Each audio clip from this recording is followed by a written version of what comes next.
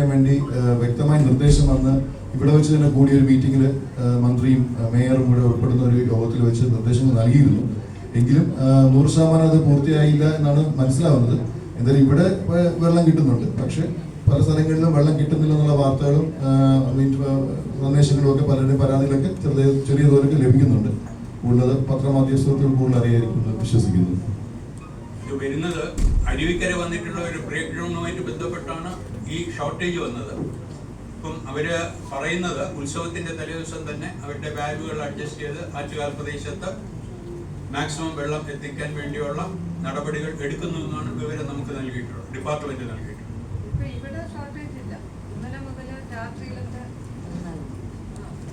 സാധാരണ ആറ്റുകാൽ വാർഡില് രാത്രി 10 മണിക്ക് പോയാൽ രാവിലെ 5 മണിക്ക് വരുള്ളൂ. പക്ഷെ ഇന്നലെ മുതൽ കണ്ടിന്യൂസ് ഫ്ലോ ഉണ്ട്. അപ്പൊ അവര് ഈ വാർഡ് മെയിനായിട്ടും നോക്കിയിട്ടുണ്ട്. പിന്നെ മറ്റുള്ള സൈഡിലേക്കും ശ്രദ്ധിക്കും എന്നുള്ളതാണ്. ഇപ്പൊ നേരത്തെ പറഞ്ഞ പോലെ ഒരു ടെക്നിക്കൽ ഇഷ്യൂ ആണ്. ഇതിന് കുറച്ച് മുമ്പ് ഒരു പ്രശ്നം ഉണ്ടായത്. പിന്നെ എവിടെ ഷോർട്ടേജ് വന്നാലും ടാങ്കറിൽ കൊടുക്കാമെന്നുള്ള ഒരു സമ്മതവും അവർ പറഞ്ഞിട്ടുണ്ട്. അപ്പൊ മാക്സിമം അവര് ഇതിനോട് കൃത്യമായിട്ട് തന്നെ ചെയ്യും എന്നുള്ളതാണ്. അപ്പൊ ഇവിടെ എടുത്തു പറഞ്ഞ കാര്യങ്ങളിൽ താലപ്പൊലി ദർശനം ഇത് നിങ്ങൾ വഴി എല്ലാവർക്കും എത്തണം എന്നുള്ളതാണ്. അതുപോലെ ഈ തിരക്ക് ഓരോ വർഷവും തിരക്ക് കൂടി വരുന്നു. അപ്പൊ അതിനുവേണ്ടി ഒരുപാട് നിർദ്ദേശങ്ങളാണ് ഞങ്ങൾക്കും പല കാര്യങ്ങളിലും കിട്ടിയിട്ടുള്ളത്. അപ്പൊ അതിലൊന്നാണ് താലപ്പൊലി കുട്ടികളുടെ കൂടെ 2 പേരെ വീതമേ ക്ഷേത്രത്തിനുള്ളിലോട്ട് കയറ്റാൻ സാധിക്കും. കാരണം താലപ്പൊലി കുട്ടികളും അവരുടെ കൂടെ വരുന്നവരും ഒരു ക്യൂ, മറ്റ് സാധാരണ ദർശനത്തിന് വരുന്നത് വേറൊരു ക്യൂ ആണ്. അപ്പോൾ താലപ്പൊലി കുട്ടികളുടെ കൂടെ 2 പേരെയാണ് ആ ക്യൂവിൽ ഉൾപ്പെടുത്തി ക്ഷേത്രത്തിനുള്ളിലോട്ട് വിടുന്നത്. അതിലും നിങ്ങളൊരു മീഡിയ വഴി ഒന്ന് മറ്റേനെങ്കിലും എത്തിച്ചാൽ നല്ലതായിരുന്നു. ഇതെല്ലാം ഇപ്പോൾ കഴിഞ്ഞ ദിവസങ്ങളിൽ ഞങ്ങൾക്ക് കിട്ടിയ ഇൻഫർമേഷനാണ് ഈ പോലീസ് ഡിപ്പാർട്ട്മെന്റ് ചെയ്യുന്നത്. കാരണം അവരാണല്ലോ ഈ തിരക്കിനെ നിയന്ത്രിക്കുന്നതിൽ അവർക്കാണ് പൂർണ്ണ ഉത്തരവാദിത്വം. അപ്പോൾ അതുകൊണ്ട് അവർ പറഞ്ഞ കാര്യങ്ങൾ ബാക്കി ഞങ്ങൾക്ക് ചെയ്യാവുന്ന കാര്യങ്ങളൊക്കെ ചെയ്തു വരികയാണ്. അപ്പോൾ ഈ ഒരു കാര്യം നിങ്ങൾ മീഡിയ വഴി ഒന്ന് ജനങ്ങളിൽ എത്തിച്ചാൽ ഞങ്ങൾക്ക് വളരെ ഉപകാരമായിരിക്കും.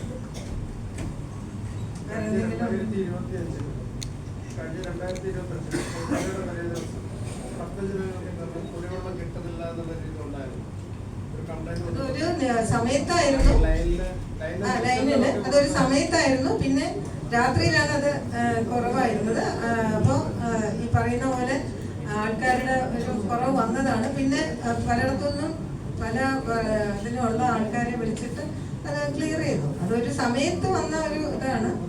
അത് പിന്നെ ക്ലിയർ ചെയ്തു. വേറെ പ്രശ്നമൊന്നും എന്തോ ഉണ്ടല്ലോ.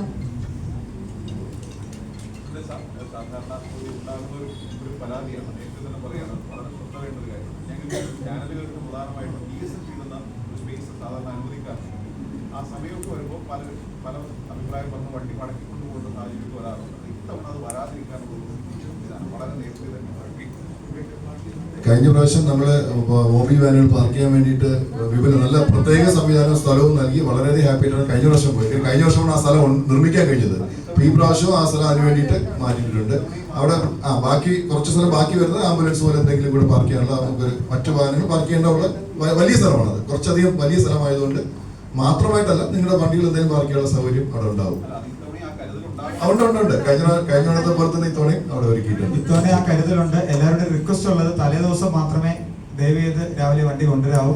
അതിന്റെ തലേദിവസം വൈകുന്നേരം കൊണ്ടുവന്ന ലൈവാണ് സഹകരിക്കണം എന്ന് പറഞ്ഞാൽ ബാക്കിയുള്ള ചാനലുകാർ ബുദ്ധിമുട്ടുണ്ടാക്കും. അപ്പോൾ എല്ലാവരും ഈക്വലാണ്. നമുക്ക് എല്ലാവരെയും തുല്യ പ്രാധാന്യം നൽകി മുന്നോട്ട് കൊണ്ടുപോകണം. അതുകൊണ്ട് ദയവ് ചെയ്ത് എല്ലാ OB വാനുകളും തലേദിവസം, അതായത് 2-ാം തീയതി രാവിലെ ഒരു 9 മണി കഴിഞ്ഞെത്തുന്ന രീതിയിൽ സഹകരിച്ചാൽ എല്ലാവർക്കും സുഗമമായിട്ട് മുന്നോട്ട് പോകാൻ സാധിക്കും. എല്ലാവരുടെ സഹകരണം അഭ്യർത്ഥിക്കുകയാണ്. അതുപോലെ OB വാൻ മാത്രമായിട്ട് പരിമിതപ്പെടുത്താൻ ശ്രദ്ധിക്കണം. മറ്റ് പ്രൈവറ്റ് വെഹിക്കിൾസ് അവിടെ കൂടെ ഇട്ട് നിറയ്ക്കാതിരിക്കാൻ കൂടെ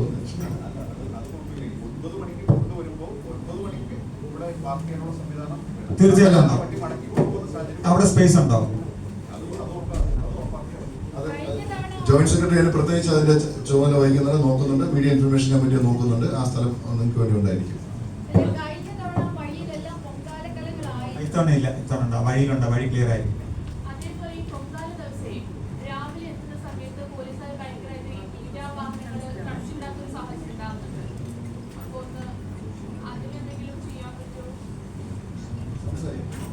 ശ്രദ്ധയിൽപ്പെടുത്താം. പോലീസിന്റെ അടുത്ത് നിർദ്ദേശം നൽകാം, മീഡിയക്കാർ വിടണമെന്നൊരു നിർദ്ദേശം നൽകാം. പ്ലാറ്റ്ഫോം രാത്രി ശിവേലി കഴിഞ്ഞിട്ട് വിളക്കേട്ട് കയറിയതിനു ശേഷം മാത്രമേ നമുക്ക് നിർമ്മിക്കാൻ സാധിക്കുകയുള്ളൂ. കാരണം അതിനുമ്പ് സ്ട്രക്ചർ വെച്ച് കഴിഞ്ഞാൽ വിളക്കേട്ട് അകത്ത് കയറ്റാൻ പറ്റില്ല. അതൊരു ആചാരപരമായ ഒരു കാര്യമാണ്. അപ്പൊ രാത്രി 12 മണിക്ക് ശേഷം മാത്രം, ദീപാരാധനയ്ക്ക് ശേഷം മാത്രമേ വിളക്കേട്ട് അകത്ത് പ്രവേശിക്കുകയുള്ളൂ.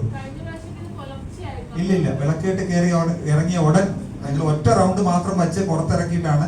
എല്ലാ വർഷവും അങ്ങനെ തന്നെയാണ്. ഇത് കയറി പുറത്തിറങ്ങിയാൽ ഉടൻ സ്റ്റാൻഡ് നിർമ്മിക്കാൻ തുടങ്ങും. അത് നിർമ്മിച്ച് പൂർത്തിയാകാൻ അല്പ സമയം എടുക്കും. ഒരു മണിക്കൂർ 2 മണിക്കൂർ. സാധാരണ ഈ താലപ്പൊലിക്കാർ എത്ര മണി വരെ വരാറുണ്ട് രാത്രി? താലപ്പൊലിയുടെ വരവ് 6-6:30 മണി 7 മണിയിലേക്ക് പോകാറുണ്ട്. ഇപ്രാവശ്യം എത്ര മണി വരെ ഉദ്ദേശിക്കുന്നത്? ഇപ്രാവശ്യം 1:30 മണിക്ക് തന്നെ അത് എത്തിയാലേ തൊഴിൽ ഇറങ്ങാൻ പറ്റുള്ളൂ അവർക്ക്. അത് കഴിഞ്ഞ് പിന്നെ തൊഴിൽ ഇറങ്ങാൻ ഉള്ള ബുദ്ധിമുട്ടുണ്ടാവും. അപ്പൊ അതുകൊണ്ട് 1:30 മണിക്കും എല്ലാവരും എത്തിച്ചേരാനാണ് നമ്മുടെ ഒരു വിനീതമായ അതുപോലെ. പക്ഷെ മൊത്തം പൊതുവെ ദർശന സമയം കുറവാണ്.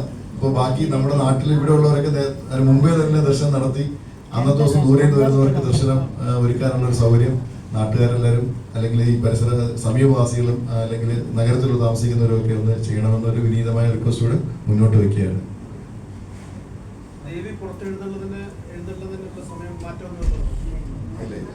ചന്ദ്രഗ്രഹണം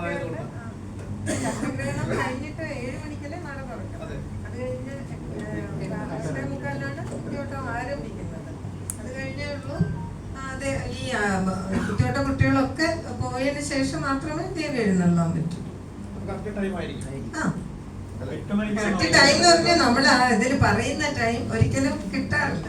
കാരണം ഈ കുട്ടികൾ പോകുന്ന അനുസരിച്ച് ആണ് വരുന്നത്.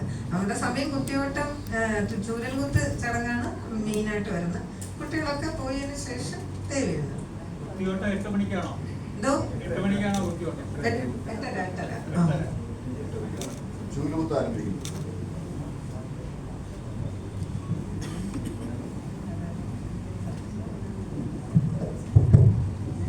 എല്ലാവർക്കും നമസ്കാരം. ഞാൻ പറയാൻ പോകുന്നത് ക്ഷേത്രത്തിലെ പ്രതിഷ്ഠയെപ്പറ്റിയും മറ്റുമൊക്കെയാണ്.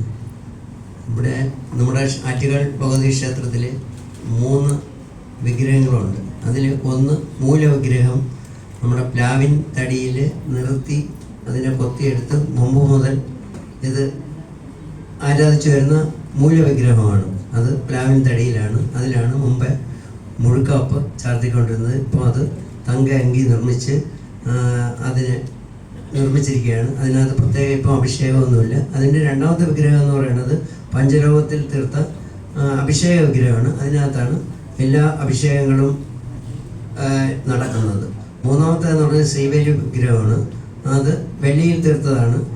അത് ശ്രീബലിക്കും മറ്റും പുറത്ത് ഉപയോഗിക്കുന്നതാണ് ഈ വിഗ്രഹം. ഇങ്ങനെ 3 വിഗ്രഹങ്ങളുണ്ട്. അത് ഈ ദാരുവിഗ്രഹം എന്ന് പറയുന്നത് ആറ്റുകാലിൽ നിന്ന് ഉള്ള ഒരു പ്ലാവിൻ തടിയിലാണ് വളരെ പണ്ട്, വളരെ പ്രാചീന കാലം മുതൽ വെച്ച് ആരാധിക്കുന്ന വിഗ്രഹമാണ്. പിന്നെ എഴുന്നള്ളത്തിനെ പറ്റി പറയുകയാണെങ്കിൽ നമ്മളെല്ലാ ഒരുക്കങ്ങളും എഴുന്നള്ളത്തിനെ പറ്റി എല്ലാ കാര്യങ്ങളും ആനയുടെ നെല്ലിത്തിടമ്പായിരുന്നാലും ബാക്കിയുള്ള കുടവ ചമയങ്ങളെല്ലാം നമ്മൾ ഒരുക്കി കഴിഞ്ഞു. ഇവിടുന്ന് ഇത് പോയി കഴിഞ്ഞാൽ മണക്കാട് ശാസ്താവ് ദേവിയുടെ സഹോദരൻ എന്നാണ് ഐതിഹ്യങ്ങളിൽ പറയുന്നത്. അത് അവിടെ ചെന്ന് ആന പുറത്തെഴുന്നള്ളി അവിടെ ചെന്ന് ഇറക്കി പൂജയ്ക്ക് ശേഷം തിരിച്ച് എഴുന്നള്ളി ഇവിടെ വന്ന് ദേവിയെ അകത്ത് എഴുന്നള്ളിച്ച് രാത്രി കാപ്പടിച്ച് അതിനുശേഷം ഗുരുതി തർപ്പണത്തോടുകൂടി ചടങ്ങുകൾ അവസാനിക്കും. ഇത്രയാണ് പറയാനുള്ളത്. എല്ലാ മീഡിയക്കാരും സഹകരിച്ച് നമ്മുടെ ഈ ക്ഷേത്രത്തിലെ ഈ വർഷത്തെ ഉത്സവം വളരെ ഭംഗിയായിട്ട് നടത്താൻ എല്ലാ അനുഗ്രഹങ്ങളും ദേവി നിങ്ങൾക്ക് തരട്ടെ എന്ന് പ്രാർത്ഥിച്ചുകൊണ്ട് നിർത്തുന്നു. നന്ദി, നമസ്കാരം.